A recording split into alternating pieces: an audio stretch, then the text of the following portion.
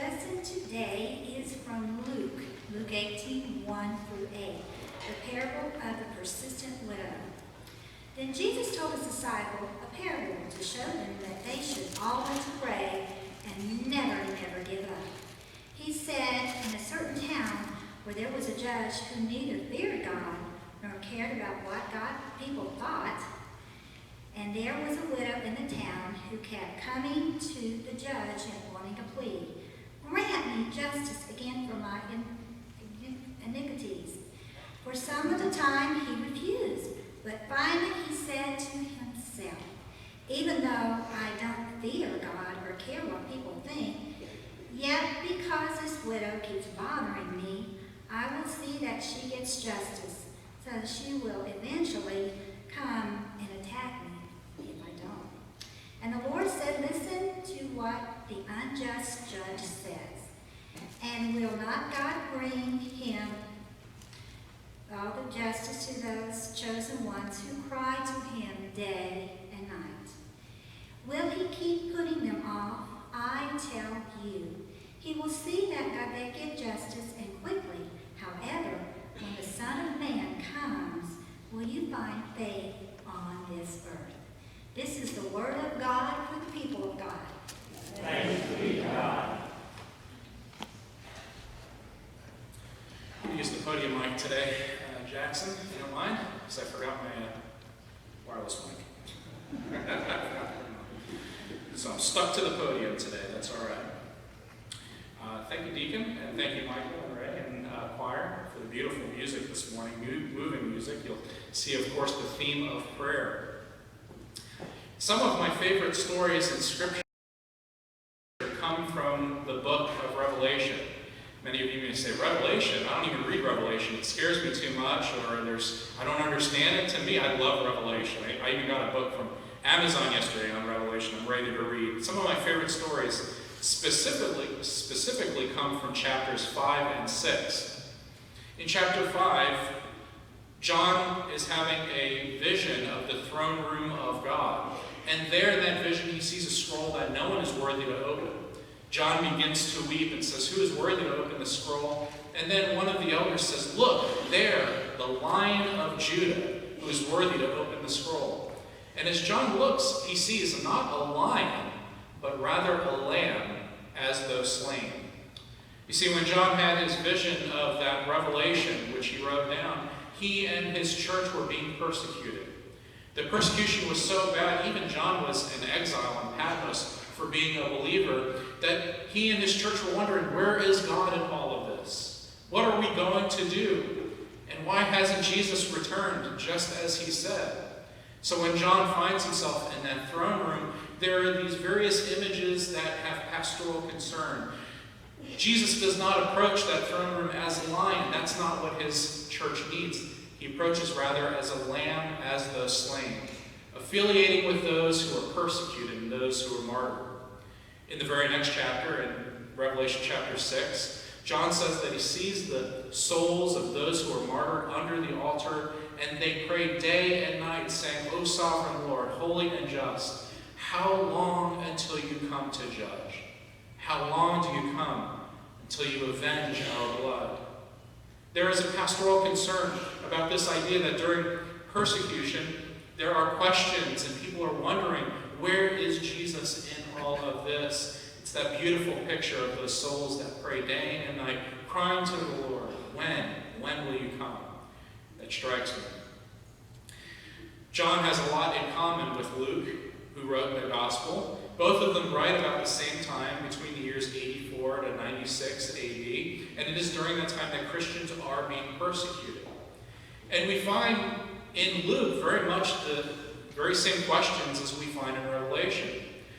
In Luke chapter 17, which is the chapter before our lesson today, Jesus is talking about the end, when the Son of Man will come back to return in order to redeem God's people, in order to bring about not the end of the world, but rather a new beginning in which God's people will finally be saved and live into eternal life.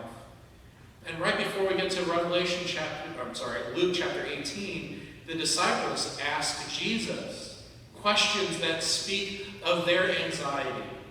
that speak of their hardship and of their own sense of persecution when they ask Jesus, where is this going to happen?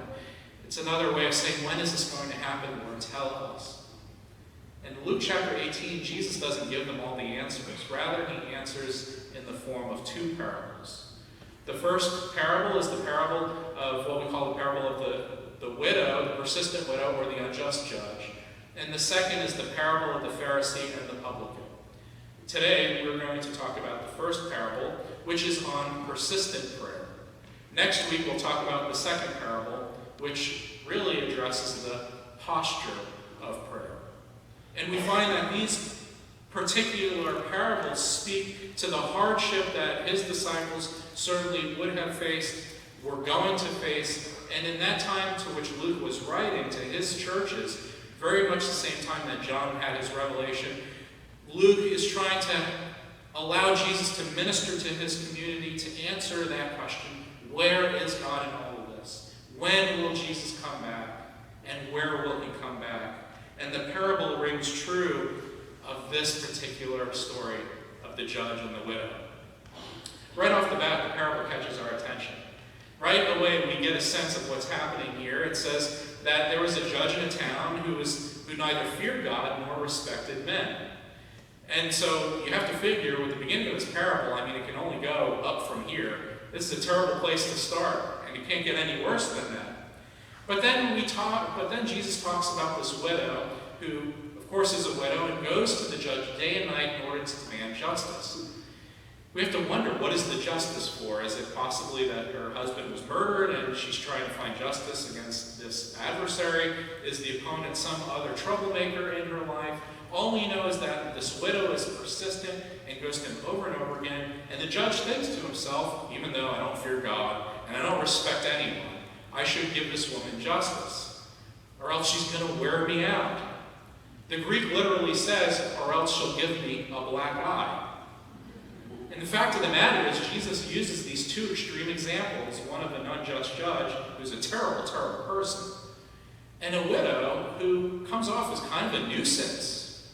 And not only that, you have to remember, in that time and in that culture, it would be inappropriate for a woman not only to come before a judge, but especially a widow to come before a judge. And we have to ask the question, as those people did in Jesus' time, what business does a widow have of coming in a public space as a court in order to demand justice? She doesn't know her place. That would have been the cultural critique at that time. But just as soon as the parable begins, it ends. And Jesus says very clearly, listen to what the judge says. He's a terrible person. How much more will God grant his children who cry to him day and night justice? And not only will God grant justice, God will do it quickly. But when the Son of Man comes back, will he find faith? This is really a parable about juxtapositions and contrast and comparisons. The judge could not be any more unlike God. The judge and God have two sides of the pole. And we know that God is just, that God is holy, and he's nothing like the judge. But then when we get to the widow, we kind of affiliate with her. And I think we have a lot in common with the widow. I mean, how many of us, in trying to approach God, have never asked ourselves, what business do I have coming before God? I mean, this is a holy God, majestic, the creator of heaven and earth. I mean, am I going to be out of place when I come before God? What place do I have? What business do I have coming into the very throne room of God to pray? Or what others of us have ever felt like we were being a nuisance when we bring our prayers before God? Or my fear that some of you have not prayed to God because you think, well, God doesn't want to be bothered with me. Why would I nag God with all of my hardships? I mean, when I look out and I see all the things in the world, there are way more things that God can be concerned about. I mean, I know I'm going through a hard time, but it's not as bad as my neighbors, so why should I be a nuisance? And then I fear that some of us are like the judge. And it's not that we feel like we're a nuisance or that we're not worthy to go before God and we don't have a place before God, but I fear that like the judge, we end up mocking our tears. And sometimes, like the judge who mocks the widow, we mock our tears And I need to tell you, church, never ever apologize for your tears. And I can't tell you, when I was sitting down there, I thought to myself, well, when I start the sermon, I'm going to say, well, I'm sorry I got caught up before. But I wouldn't be listening to my own sermon, would I? You should never apologize for your tears. But you notice that Jesus never questions the pleading. He never judges the widow for being persistent. He does not say that she's a nuisance or she's really, hostile. She's going to give the judge a black eye. He assumes, rather, that God's children are crying out to God day and night. It is a fact that Jesus accepts. It is assumption that we, as God's children, will be crying out to God, will be seeking God for justice day and night. I think what the question and the challenge is that Jesus has for us is, when the Son of Man comes, will he find us persistent, and will he find faith? The challenge is not over the prayer and whether or not we have any business going to God in prayer. It's assumed we do. The assumption and the challenge is on the fortitude of prayer, whether or not we'll give up, and whether or not we will persist. And so the questions that I have for you, church, are very simple. One, as we think about this and as we continue our conversation today, do you make prayer your business? And secondly, do you have the courage to be a nuisance? Do you make prayer your business, and do you have the courage to be a nuisance, to seek God and to cry out to him day and night with unfailing fortitude and persistence, so that when the Son of Man returns, he will indeed find faith? Scholar Cynthia Hall says this: it takes faith to persevere in prayer. It takes faith to wait on God even when it hurts. It takes faith when we cannot see what God is doing and why God is taking so long. Yet God's delays are not denials. Let me say that again, just in case you're just tuning in. God's delays are not denials. When we persevere in prayer, we will find our faith is strengthened, our confidence in God redoubled and renewed. The late preacher Fred Craddock, talking about an old civil rights black preacher, once said this about, the preacher used to say this: until you've stood for years knocking at a locked doors, your knuckles bleeding, you really do not know what prayer is. So it seems to me that Jesus is really focused just as much on the struggle of prayer and the persistence of prayer as Jesus is on the product of prayer. And often we forget that when we're praying and we're looking for answers, we fail to recognize that it is the struggle with either the slain lamb or the Lion of Judah, however Jesus comes to you, that is just as important as the product of the prayer itself. It's that we have to learn how to cry out day and night, because that is sometimes the most honest thing we can do. And in those rare times in our life when tragedy or hardship really strike, sometimes crying out day and night is the only thing we can do. And we have to persist. And we have to remember that though we have feelings of being a nuisance at times, or though Satan works against us in order to sell us the myth that we have no business going before God, we have to persist. And remember that we are God's child and we can pray day and night. And we can take that place in the throne room of God. But I fear that too many of us choose an alternative. Some of us either, instead of praying and persisting and seeking God's face in matters both large and small, some of us just rush ahead in order to fulfill our own plans and to do our own thing. We take matters into our own hands. This is my problem. See, whenever you see the first, bullet point of a sermon or the first setting of something negative or something that we do that we shouldn't do, it's the first on the list, it's the first that I think of. It's the one that I struggle with. When you're not persistent in prayer, when you're not patient in prayer, when you're not seeking God's face, sometimes we're tempted to take matters into our own hands and rush with our own plans in order to get ahead of God. And how many times have we done that? How many times have we cast our cares on Jesus only to reel it back in and say, you know what, I'll do it myself? You know as well as I do, when you're at a place of work, it's easier to just do things yourself and wait on other people. And unfortunately, we've done that in our prayers with God. And if you haven't found out already, when you try to move ahead of God and you try to take matters in your own hands and fulfill your own plans rather than wait on the face of God, things never work out. Some of us, rather than persisting in prayer, just give up. And when we give up and we cease to cry out and long for justice and long for Jesus to meet us where we are, and to long in order to pray and to express those things that hit us the hardest, we tend to give up and we fall silent.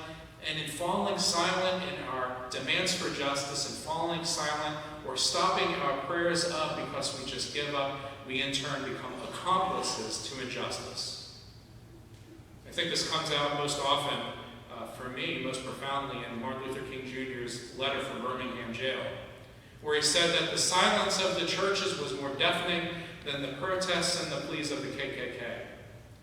That those who have given up on fighting for justice is more damaging than those who push injustice.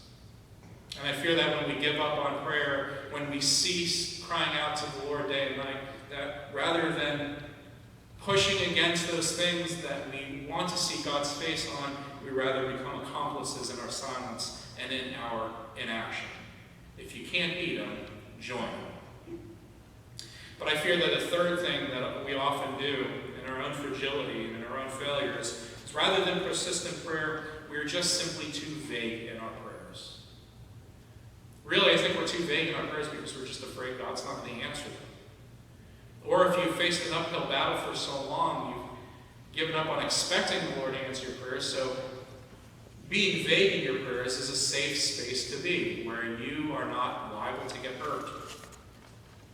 And one of my encouragements to you today, church, is to be specific in your prayers. Tell God what you expect God to do. And if God says wait, or if God says no, or if God says yes, at least you are honest with God. And at least you're persistent in pushing through and crying to the Lord and seeking His face. Be specific in your prayer. What is it that you want God to do? How is it that you want God to meet you?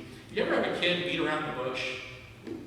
When my kids beat around the bush, now they don't do that. They're older enough now, so they're, but when they're small, they beat around the bush. It gets terribly annoying. Just tell me what you want. Don't beat around the bush. Don't try to butter me up.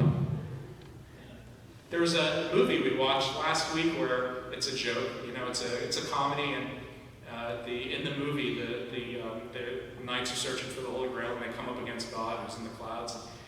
And the knights want the Holy Grail, but they're beat around the bush, and God, who's played by a little cartoon, says, "Stop groveling, I don't like those who grovel." And the point is just get to the point. Be specific. Because 9 times out of 10, when you are specific and you voice that hurt, yes, you may not get the answer that you are seeking. There may be a delay. There may be even a no in your future. But the fact of the matter is, when you're honest with God and you articulate and you speak that specificity, there is healing that happens in your relationship. And there's healing that happens at the throne and at the foot of the cross. The problem is we either rush ahead with our own plans, take matters into our own hands, we give up, or we're just too vague because we're just too scared.